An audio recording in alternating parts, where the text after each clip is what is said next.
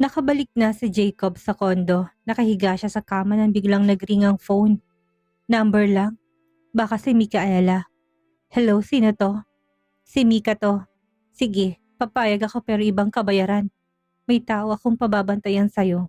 O mag-assign ka ng pulis na pwedeng magbantay sa kanila araw-araw. Sige, sino? Nanay at kapatid ko. Ibibigay kong ibang detalye. Hindi niya dapat malaman na may nagbabantay sa kanila. Isa pa, ayoko na nagtatanong ka ng kung ano-ano. Oo, magpapanggap ka lang ng kasintahan ko. Pagkatapos noon ay tapos na. Ako nang bahala sa nanay at ang kapatid mo. Deal. Magkita tayo bukas. Pag-usapan natin ang dapat gawin. Hindi ako pwede bukas. Ngayon na. Nasa kondo ka ba? Pupuntahan kita, sabi ni Mika. Napabalikwas siya. Wala siyang niyayayang babae sa kondo niya. Ha? Paano mo nalaman na nasa kondo ako? Malamang inimbestigahan kita kagaya ng pag-iimbestiga mo sa akin. Naiiling na lamang siya. Gabi na, delikado sa babaeng kagaya mong gumala ng gabi. Ako na lang ang pupunta sa inyo. Bakit? Kasama mo ba ang girlfriend mo ngayon? Wala akong girlfriend. Mali ang impormasyong nakalap mo. Wala naman palang magagalit. Pupunta na ako dyan. Huwag mo sabihing takot ka sa akin. Bakla ka ba? Matalas ang dila mo. Bakla agad? Hindi ba pwedeng maginulang ako at ayokong isipin ng ibang tao na may gagawin tayo sa kondo ko? Maaga pa, alas 11 pa lang ng gabi. Ang tanda mo na, iniisip mo pang sasabihin ng ibang tao. Papunta na ako dyan. Salubungin mo ako sa labas. Andyan na ako ng 10 minuto. Kumabog ang dibdib niya, nilingan niyang paligid. Malinis naman ang bahay niya. Bumaba na siya upang hintayin si Mika. Nasa ika-50 palapag siya sa pinakaitaas. Tanaw niya ang buong syudad. Nakamotor ang babae. Astig. Maising shorts, maluwang na t-shirt ang suot nito. Mahaba't magandang hubog ng legs nito. Kasing kinis din ito ng labanos. Inalis nito ang helmet at humalimuyak ang mabangong buhok nito na medyo basa pa. Nakatingin na nga sa kanilang 2 receptionist at isang security guard. Mukhang bagong ligo ka. Huwag kang mag-expect na may gagawin tayo. Mag-uusap lang tayo. Aniya nang makapasok na sila sa elevator. Hindi ako nag-iisip ng ganyan. Pero pag-iisipan ko kung yayayain mo ko. Maikli lang ang buhay ng tao kaya dapat maging maligaya, hindi ba? Anito sabay tinaas ang buhok upang itali ng goma. Napasulyap siya sa makinis at maputing kilikili nito. Dinala niya ito sa rooftop na madalas niyang tambayan kaysa sa kanyang kwarto. Hindi siya komportable. May pagkain ka ba dyan? O inumin? Beer. Malamig, pampainit, anang babae. Big turn off. Halatang inaakit siya. Maduming babae ito. Baka kung sino-sinong sinasamahan nito. Baka pinagpapasahan nito ng lahat ng lalaki miyembro ng kapatiran mob. Iniwan muna niya ito saglit. Pagbalik ay naubutan niya itong nakahiga sa mahabang bench. Halos kita ng singit nito. Nakapikit ito kaya malayo niyang pinagmasdan ng babae. Inawat niyang sarili na maramdaman niyang pagtigas ng kanyang pagkalalaki. Cotton pa naman ang suot niyang pantalon. Niyugyug niyang balikat ng babae nang bigla itong bumunot ng baril at tinutok sa kanya. Hoy, ibaba mo yan. Bakit may dala kang baril? Napatras siya. Shit, pasensya na. Huwag mo kasi akong ginugulat. Ibinalik nitong baril sa tagiliran. Kinuha nitong isang beer in can at binuksan. Tinungga na halos mapangalahati na. Huwag kang maglasing, baka hindi ka matinong kausap. Sus, sanay ako sa alak. Ano bang kailangan pag-usapan? Mga detalye kung kailan tayo nagkakilala at dapat nating kilalanin ng isa't isa. Saan bang romantic na pwede tayong nagkita? Tanong niya. Eh di sabihin natin ang totoo. Hinuli mo ko at na love at first sight ka sa akin. Aling totoo? Na kriminal ka?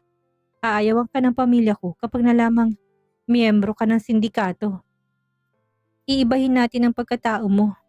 Okay, gamitin natin ang isang pagkatao ko. 2 kami magkapatid. Panganay ako pero hindi mahal ng nanay ko. Kasi ang mahal niya lang ay ang paborito niyang anak na bunso. Nagtapos ako ng kursong nursing.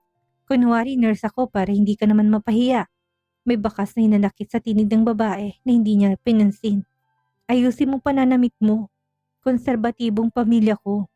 Anong mali sa pananamit ko? Basta, ibibili kita ng mga damit na isusuot mo. Okay, sige. Kung tatanungin ka nila kung anong nagustuhan mo sa akin, anong isasagot mo? Biglang tanong ni Mika, napalunok na muna siya bago magsalita. Mabait ka't mapagmahal.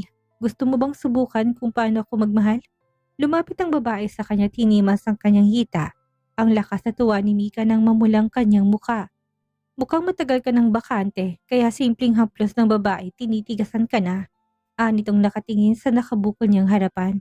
Tumayo siya ng isang pagkakamali dahil mas nahalatang malakit matigas niyang ari. Agad siyang tumalikod. San nga tayo nagkakilala? Bilisan natin ang matapos ng usapan natin. Nasungit na sabi niya. Halatang iniba niyang usapan. Sa medical mission na lang, nurse ako't pulis ka. Nilapitan mo ko dahil na love at first sight ka sa akin.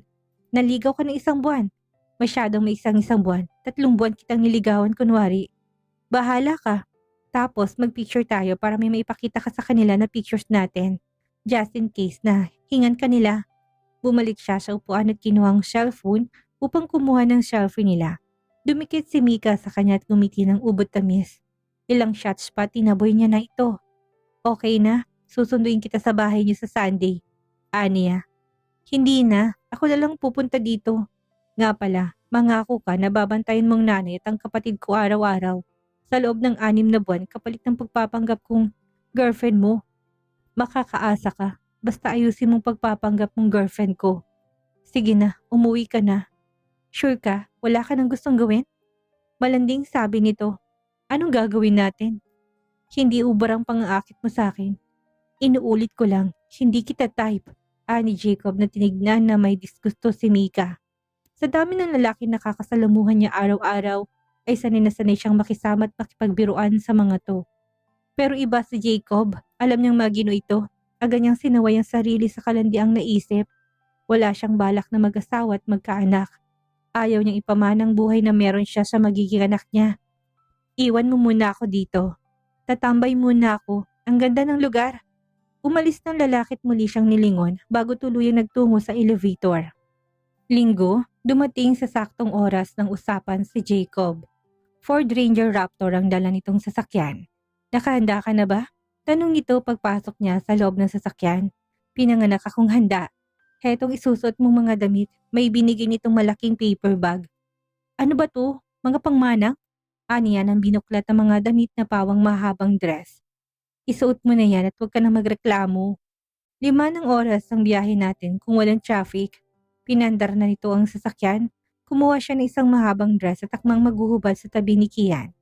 Teka, anong ginagawa mo? Sabi mo magpapalit ng damit. Huwag dito, may madadaanan tayong gasolinahan. Tsak na may banyo, doon ka magpalit. Wala ka bang hiya? Kung sa'yo ayos lang na makita ng ibang lalaking katawan mo, pwes hindi ako sanay. Ganun din yun. Huwag kang tumingin kung ayaw mo makitang size 34 cup kong dibdib. Paano kapag may nakakitang iba sa'yo? Pwede ba kumilos ka ng normal? Singhal nito, umikot ang mata niya. Ulitin mo pang pag-ikot ng mata mo sa akin at dudukutin ko yan. Ayoko nang iniirapan ako. Alam ko na kung bakit iniwan ng mga babae at wala kang maipakilalang girlfriend sa pamilya mo. Masyado kang controlling. Kunin na para bawiin ang sinabi. Sinong matutuwa sa mga ginagawa mo? Kung matino kang babae, wala tayong magiging problema. Anong ibig mo sabihin? Hindi ako matino? Sa'yo nang galing yan at hindi sa akin. Sinong matino? Mga ex mo. Pero matino nga sila kasi iniwan ka bago pa matali sa perfectionist na kagaya mo. Pwede ba isara mo yung bibig mo? Hindi na lamang siya kumibo.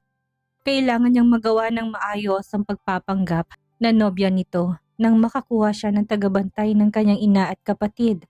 Dumadami ang kaaway ng grupong kinaaniban niya. Baka madami ang kanyang pamilya. Hindi siya titigil hanggat hindi nakikilala ang tunay niyang ama na miyembro ng kapatiran. Kailangan niyang makalapit sa mga taong matataas ang posisyon sa kapatiran mob. May larawan siya ng kanyang ama, ngunit hindi pa niya nakikitang mukha ng 5 lalaking matataas ang ranggo sa kanilang samahan. Naging bihag ang kanyang ina ng kapatiran mob at naging babae ng isa sa 5 ng kanyang ama. May larawan siyang nakuha mula sa gamit ng ina. O bakit hindi ka na kumibo? Ang hirap mong kabanding. Sabi mo isara kong bibig ko, matari niyang sabi. Ayusin mo nga rin palang pananalita mo sa pamilya ko. Huwag kang mag-alala, may dual personality ako. Magiging perfect girlfriend ako sa harap ng pamilya mo.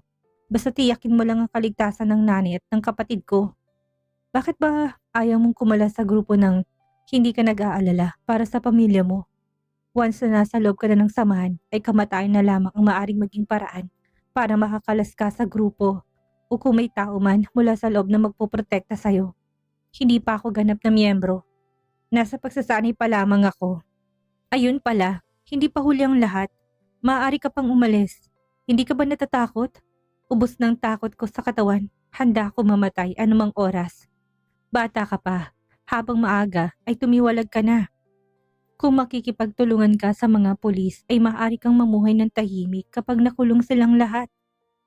Sa panaginip lang mangyayari ang sinasabi mo. Walang makakatalo sa pinakamalakas na grupo sa bansa.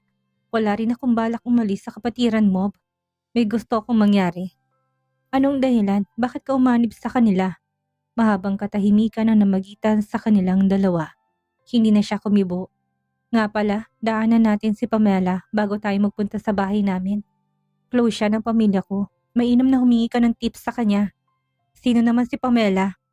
Ex-girlfriend, nakababalik lang mula sa pag-aaral sa ibang bansa. Sira ka ba? Makikipagkita tayong dalawa sa ex-girlfriend mo? Alam ba niya na nagpapanggap lang tayo? Oo, sinabi ko. So, may komunikasyon pa rin kayong dalawa? Oo, bakit? Anong masama? Teka, anong dahilan kung bakit kayo naghiwalay? Ayaw niya ng distraction sa pag-aaral niya. Gusto niyang maging magaling na doktor. At busy din ako sa mga goals ko sa buhay. Mutual decision ang breakup namin. Sana nagbalikan na lang kayo at siya ang pinakilala mong kasintahan para tapos ang problema mo. Madali ang sinasabi mo kung hindi ka pakialamera. Ikaw ang nagpakilala ng sarili mo sa lola ko, kaya panindigan mo pagiging pakialamera mo.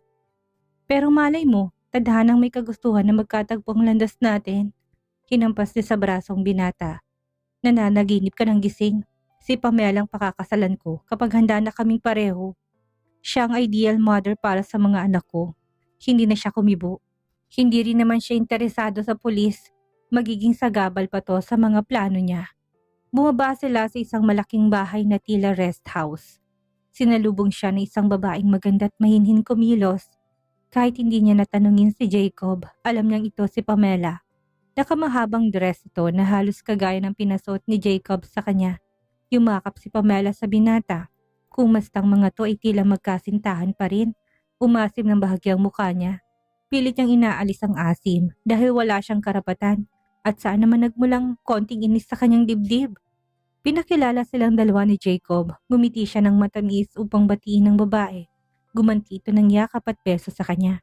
Niyaya sila ni Pamela sa loob ng malaking bahay. Bumalik sa sasakyan si Jacob upang kuhanin ng pasalubong para kay Pamela at sa pamilya nito. Lumapit si Pamela sa kanya at mahinang nagsalita.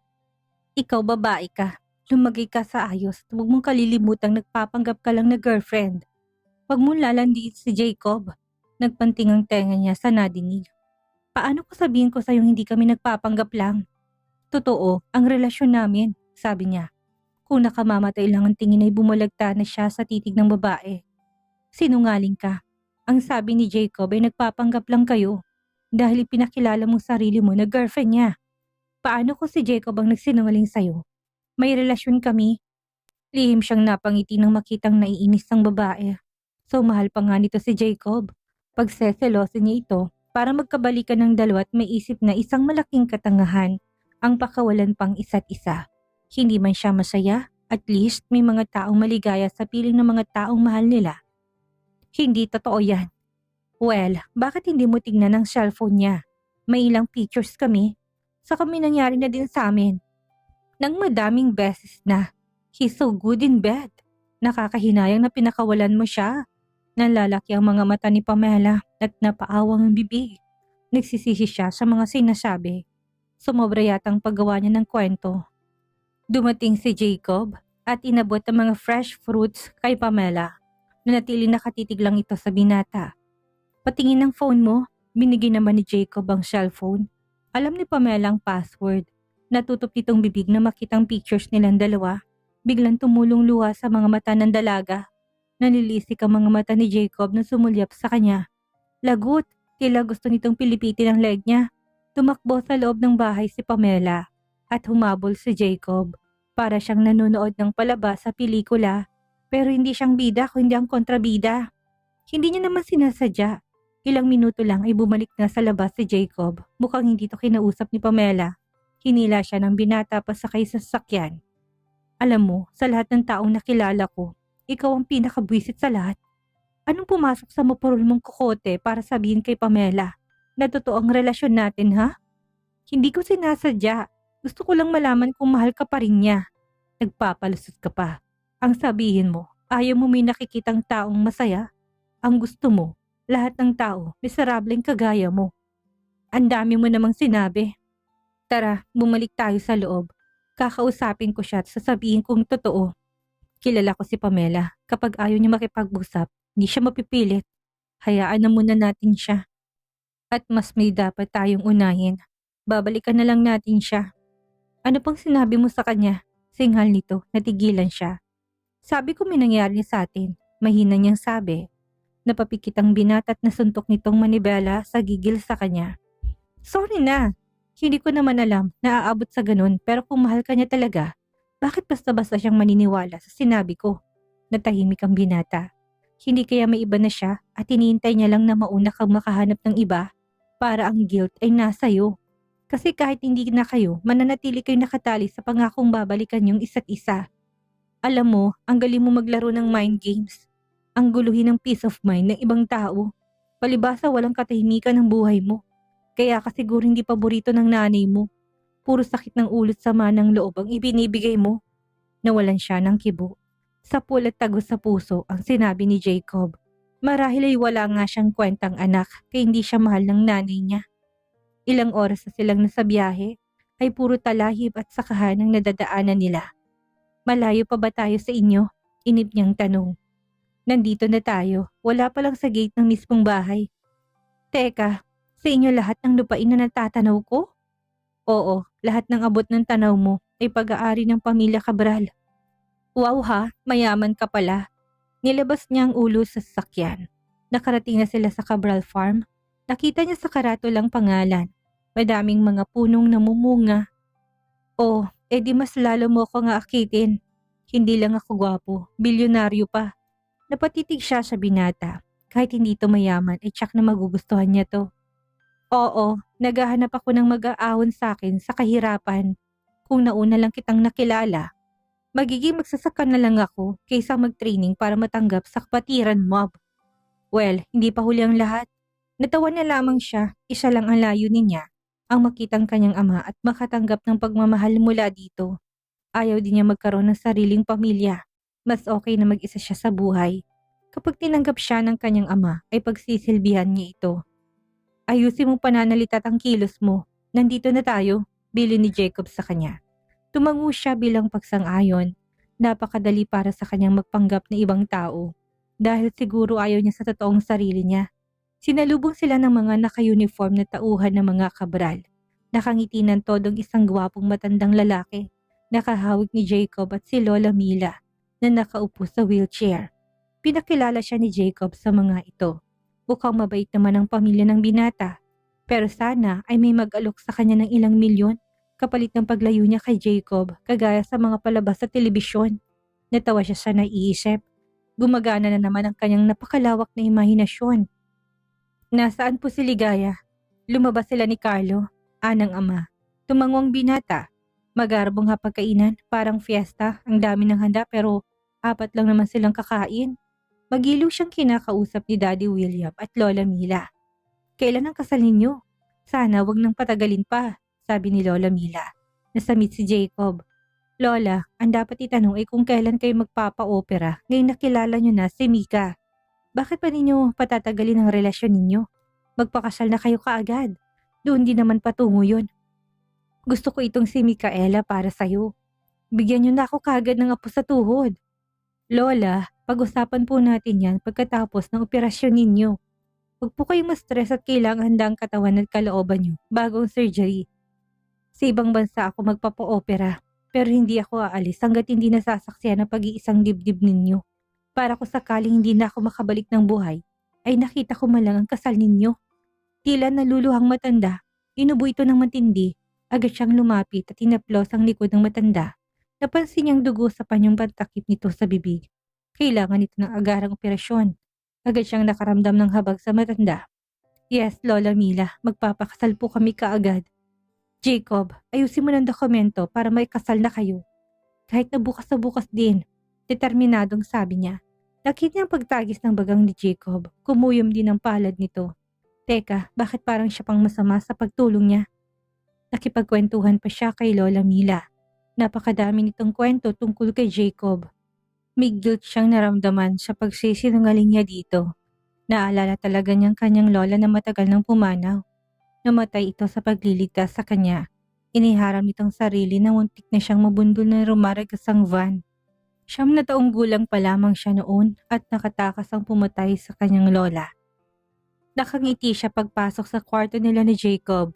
Hindi niya nakita ang binata, ngunit may nadinig siyang lagaslas ng tubig sa loob ng banyo. Umupo siya sa kama at nagustuhan niya ng sobrang lambot ng foam nito. Tila siya batang nagpatalon-talon at talbog sa kama.